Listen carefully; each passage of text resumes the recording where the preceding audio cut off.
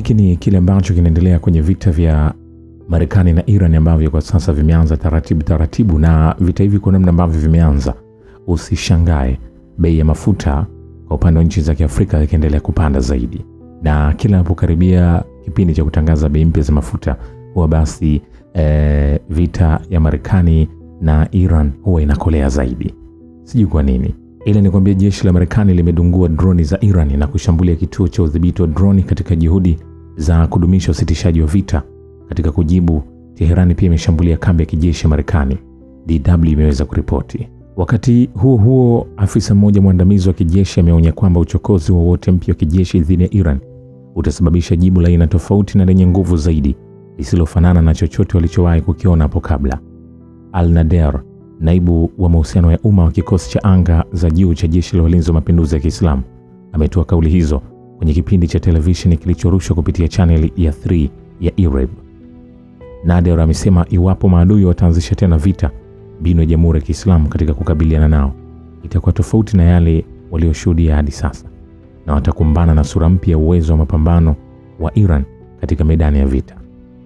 Amesema kuwa Iran kwa sasa imekuwa imara zaidi na yenye maandalizi makubwa zaidi katika nyanja za mashambulizi na ulinzi ikilinganishwa na hapo awali, kwa kutegemea mafunzo yaliyopatikana wakati wa vita vya pili na vya tatu vya kulazimishwa vilivyoanzishwa na Marekani kwa kushirikiana na utawala wa Kizayuni wa Israeli Juni mwaka jana na Februari mwaka huu.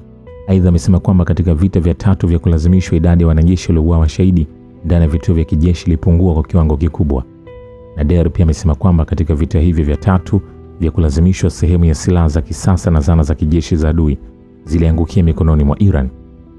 Amesema kwa kutegemea silaha zilizoundwa ndani ya nchi na wataalamu vijana wa Iran imelazimisha dola kubwa ya dunia kurudi nyuma. Aidha, afisa huyo wa IRGC amesema viwanda vya uzalishaji wa makombora na drone sasa vinafanya kazi kwa uwezo mkubwa zaidi kuliko hapo awali. Amebaini kuwa moja malengo makuu ya Marekani na Israeli katika vita vya pili na vya tatu vya kulazimishwa, yaani kuvuruga mistari ya uzalishaji wa makombora na drone ya Iran, hayakuwahi kufikiwa. Nader pia amesema kuwa ingawa Iran haitaki kuanzisha vita, kwa mujibu wa mafundisho ya Imam Khomeini na kiongozi shahidi wa mapinduzi ya Kiislamu Imam Khamenei, taifa hilo litasimama kwa nguvu dhidi ya uchokozi wowote. Wakati hayo yakiendelea, idara ya mahusiano ya umma ya jeshi la walinzi wa mapinduzi ya Kiislamu imetangaza kuwa kituo cha anga cha Marekani kilichotumiwa kufanya uchokozi dhidi ya bandari Abbas kusini mwa Iran kimelengwa alfajiri ya leo Alhamisi. Taarifa iliyotolewa na idara ya uhusiano wa umma ya jeshi la walinzi wa mapinduzi ya Kiislamu imesema kufuatia shambulio la alfajiri siku ya Alhamisi, jeshi la wavamizi wa Marekani nje kidogo ya uwanja wa ndege wa bandari Abbas lililofanyika kwa kutumia makombora ya anga, kituo cha anga cha Marekani kilichotumiwa kufanya uchokozi huo kimelengwa shabaha majira ya saa 10:50 alfajiri. Taarifa idara ya uhusiano wa umma ya IRGC imesema jibu hili ni onyo zito ili adui ajue kwamba uchokozi wa aina yoyote hautapita bila kujibiwa, na ikiwa utarudiwa, jibu litakuwa kali zaidi. Taarifa hiyo inakuja baada ya jeshi la wanamaji la IRGC siku ya Alhamisi kulazimisha meli ya mafuta Marekani kurudi nyuma. Meli hiyo ilikuwa ikijaribu kuvuka kinyume cha sheria mlango bahari wa Hormuz baada ya kuzima mfumo wake wa ufuatiliaji licha ya vikwazo vya Iran. Iran ilifunga mlango bahari wa Hormuz kwa maadui na washirika wao baada ya mashambulizi ya hivi karibuni ya Marekani na utawala wa Israeli dhidi ya Jamhuri ya Kiislamu mnamo Februari 28. Vilevile, kiongozi wa mapinduzi ya Kiislamu amehimiza kulinda neema kubwa ya umoja wa kitaifa.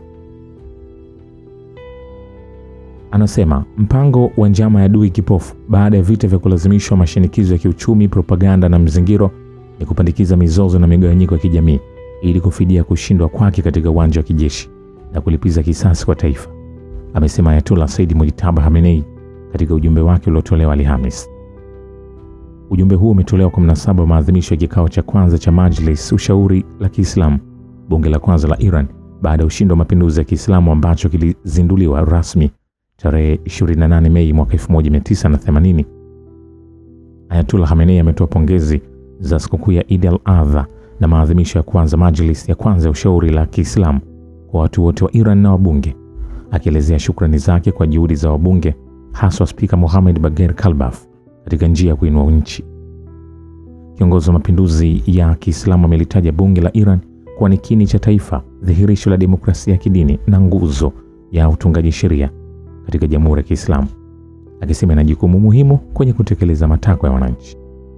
Namnukuu, kiti cha mwakilishi kinatambuliwa kama safu ya mbele ya mapambano katika njia ya maendeleo ya nchi, amesema Ayatullah Mojtaba Khamenei, akiwahimiza wabunge kujitolea kikamilifu na kuwa na utaratibu kamili na utawala sambamba na kulinda uhuru wa kutunga sheria. Ameorodhesha vipaumbele vya bunge akisema kuwa ni pamoja na kujenga upya nchi, kutatua matatizo ya watu hasa masuala ya kiuchumi na kimaisha, kuongeza uzalishaji na ajira, kuendeleza sayansi na viwanda, kuinua utamaduni na maadili, kupambana na rushwa, kupunguza mfumuko wa bei na ughali wa maisha na kutokomeza kabisa umaskini.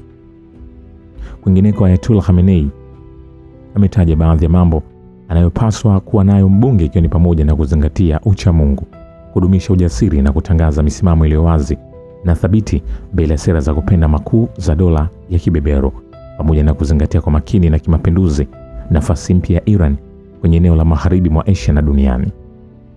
Vilevile ametoa wito kwa kila mtu ambaye moyo wake unapiga kwa ajili ya Uislamu, mapinduzi ya Kiislamu au kujitawala na hadhi ya Iran, kuzidisha juhudi za kulinda umoja wa safu yenye mfungamano na iliyoungana ya taifa, kutogeuza itilafu za kimitazamo kwa migogoro na migawanyiko, na kuwa dhihirisho la mshikamano na mfungamano wa taifa kwa maneno na vitendo. Vilevile Marekani na Israeli zinataka kuivuruga jamii ya Iran, kiongozi mkuu wa Iran Mojtaba Khamenei amesema. Katika ujumbe uliochapishwa kupitia vyombo vya habari vya serikali, Khamenei amesema mpango wa kipofu wa adui baada ya vita vilivyolazimisha shinikizo la kiuchumi na kuzingatia kuzingirwa kisiasa pamoja na propaganda ni kuanzisha mgawanyiko na kusambaratika kwa taifa ili kufidia kushindwa kijeshi na kulifanya taifa kupiga magoti. Sasa tutazame kuanzia kujisalimisha bila masharti hadi kukubali nguvu ya Iran, kurudi nyuma kwa Trump chini ya mashinikizo ya ukweli wa mambo. Kushindwa Trump na Netanyahu katika kufikia malengo yao ya kuishambulia kijeshi Jamhuri ya Kiislamu ya Iran kwa mara ya pili kwenye kipindi cha miezi 9 ni moja ya mada muhimu zinazojadiliwa na taasisi za utafiti, wanadharia mashuhuri na vyombo tajika vya habari. Kwenye ripoti yake ya kitafiti ya hivi karibuni, taasisi ya Baraza la Atlantic imesema Donald Trump alishambulia Iran si kwa msingi wa strategia, bali kwa sababu za kibinafsi, na sasa anatafuta njia ya kujinasua kwenye kinamasi alichokianzisha mwenyewe, ambapo katika upande wa pili Teherani inadhibiti kikamilifu lango bahari la Hormuz kuliko wakati mwingine wowote. Maneno haya ya Baraza la Atlantic yanabainisha Washington ya ukweli mchungu zaidi wa kumalizika vita vya Iran na Marekani, vita vilivyoanza Februari 28, 2026 kwa ahadi ya kuupindua mfumo wa Jamhuri ya Kiislamu ya Iran, lakini baada ya miezi mitatu vinamalizika kwa aibu kubwa zaidi inayoweza kutokea dhidi ya ikulu ya Marekani. David Efrey Frum, mwandishi wa ripoti hii na afisa zamani katika utawala wa George W. Bush, amechunguza kwa makini tabia za Donald Trump ili kuelewa ni kwa nini mtu huyo anayedai kuwa yeye ni mwerevu kupita kiasi amesababisha kushindwa kikubwa zaidi kimkakati kwa Marekani tangu vita vya Vietnam. Frum anaamini kwamba vita vya Februari 28 havikuwa kuanzishwa kwa msingi wa mahesabu ya kimantiki, bali vilitokana na kasoro za kimuundo katika tabia za rais wa Marekani, dosari ambazo zinaanzia kwenye uroho na ukosefu wa mpangilio hadi kushawishika haraka na kutokuwa na uwezo kuongoza. Kwa maoni yake, Trump alidhani kwamba uamuzi ambao ulikuwa mgumu kwa wengine ungekuwa rahisi kwake. Haaretz, gazeti la Kizayuni linalochapishwa katika ardhi zinazokaliwa kwa mabavu, pia limekiri kuhusu maafa haya kwa mtazamo wa Tel Aviv na kuandika kwenye uchambuzi sawa na huo katika kumkosoa vikali Benjamin Netanyahu kwamba ahadi ya ushindi kamili imekuwa udhalilishaji wa kimkakati. Kwa mujibu wa ripoti hii, Netanyahu alidhani kwamba kwa kushirikisha Marekani katika vita vya pande zote angeweza kuokoa mustakabali wake dhaifu wa kisiasa, lakini kivitendo mkondo wa mazungumzo unasonga mbele kwa namna ambayo imeifanya Iran kuwa na nguvu kubwa zaidi kuliko huko nyuma na kuusukuma utawala bandia wa Israeli pembeni mwa maamuzi muhimu. Mwandishi wa Baraza la Atlantic anaorodhesha dosari 3 kuu kwenye tabia ya Trump ambazo zimebadilisha kabisa mkondo wa vita. Kwanza ni kwamba Trump ni jasiri asiyechukua tahadhari, asiyetabirika wala kuwa na mpango, kama alivyofanya katika ghasia za Januari 6, 2021 ambapo alituma wafuasi wake waibue vurugu katika Congress bila kuwa na mpangilio wowote madhubuti. Pili, Trump anadaiwa kwa mlaghai na tapeli anayeshawishika haraka, sawa kabisa kama alivyosema Marco Rubio, waziri wake wa mambo ya nje mwaka 2016. Trump alitaka Iran ijisalimishe bila masharti, lakini sasa anatia saini makubaliano ambayo yanaipa Tehran udhibiti mkubwa zaidi wa lango bahari la Hormuz. Kasoro yake ya tatu, lakini ambayo huenda ni muhimu zaidi, ni kwamba Trump sio kiongozi. Mtindo wake wa utawala unategemea kuamrisha na sio kuishawishi au kuelekeza maoni ya umma.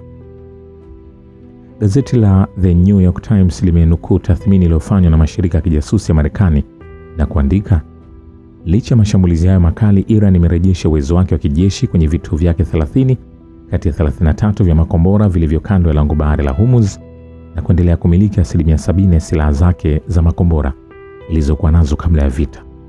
Hii ina maana kwamba Iran imedumisha mpango wake wa amani wa nyuklia na kugeuza vita kwa fursa ya kuimarisha nafasi yake ya kijiopolitiki katika eneo. Gazeti la Haaretz pia limeandika kwenye tathmini yake kwamba malengo yaliyotangazwa rasmi na Netanyahu, ikiwa ni pamoja na kuharibu mpango wa nyuklia wa Iran, kudhoofisha kabisa Hamas na kuipokonya silaha Hezbollah, hayajafikiwa. Trump na Netanyahu sasa wanajaribu kuhadaa fikra za walio wengi duniani kwamba kushindwa huku kwa hakika ni ushindi mkubwa kwao. Fram anaelezea hali hii ya mwisho katika ripoti yake kuwa ya kushangaza. Trump anajaribu kujikinaisha kuwa ameshinda vita, lakini hivi karibuni atatambua kwamba hakuna mtu anayemwamini. Baraza la Atlantic linasema kuwa somo la msingi linalotokana na vita hivi ni kwamba zama za vita vya kawaida vya kuzitwisha nchi nyingine matakwa ya madola makubwa zimepitwa na wakati.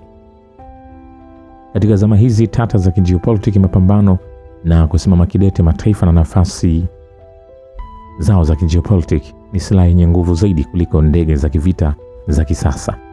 Iran imethibitisha kuwa wanadiplomasia wake sawa na wanajeshi wake katika mitambo ya kuvurumisha makombora wana nia thabiti ya kutetea na kulinda maslahi ya taifa na usalama wa nchi yao, hasa upande wa pili unapokuwa unakabiliwa na tatizo na kuongozwa na mtu ambaye hana uwezo wa kupanga mipango ya muda mrefu.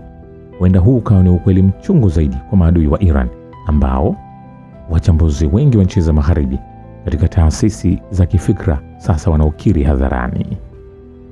Vilevile, imamu wa swala ya Eid al-Adha iliyofanyika mapema mjini Tehran siku ya Jumatano amesema maadui wanatamani taifa la Iran lichoke, lakini kwa neema ya Mungu wataingia kaburini na matarajio hayo.